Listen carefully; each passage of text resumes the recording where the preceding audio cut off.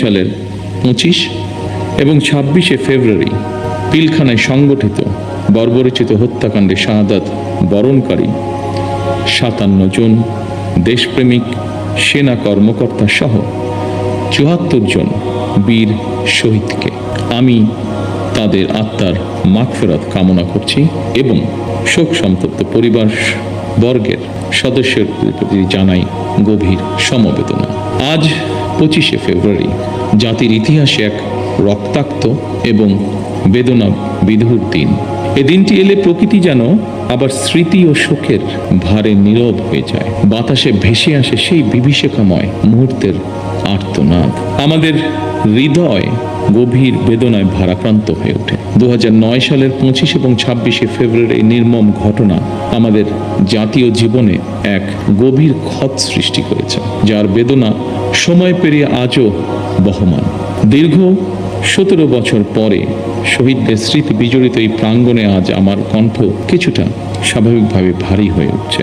আমি কেবল একজন জনপ্রতিনিধি হিসেবে নয়, একজন সেনা পরিবারের সদস্য হিসেবে, একজন সহযোদ্ধার সন্তানের মতন আপনাদের সামনে আপনাদের সাথে আজকে উপস্থিত হয়েছে। 2009 সালে সেই বিভীষিকাময় ঘটনায় 57 জন মেধাবী ও দেশপ্রেমিক সেনা কর্মকর্তা সহ মোট 74টি প্রাণ ঝরে গিয়েছিল। প্রতিটি নাম একটি পরিবারের আলো নিভে যাবার গল্প, প্রিয়জন হারানোর বেদনা বিদুর অধ্যায়, একটি সন্তানের পিতৃহীন হওয়ার ইতিহাস, একটি স্বপ্নের অসমাপ্ত মহাকাব্য।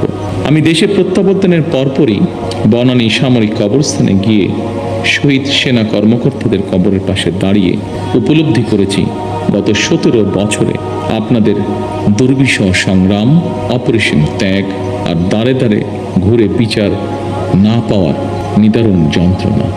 সম্মানিত উপস্থিতিবৃন্দ, আমি বিশ্বাস করি পিলখানার ঘটনাকে রাষ্ট্রীয় মর্যাদায় স্মরণ করা আমাদের জাতীয় দায়িত্ব। 25 ও 26শে ফেব্রুয়ারি ঘটনাকে ইতিহাসে রাষ্ট্রীয় মর্যাদা না দিলে ভবিষ্যৎ প্রজন্ম আমাদেরকে হয়তো ক্ষমা করবে না। তাই সেনাবাহিনীও আপনাদের সঙ্গে আলোচনা করে 25 এবং 26শে ফেব্রুয়ারি স্মৃতিকে অম্লান করে রাখতে বর্তমান সরকার ইনশাল্লাহ কাজ করবে।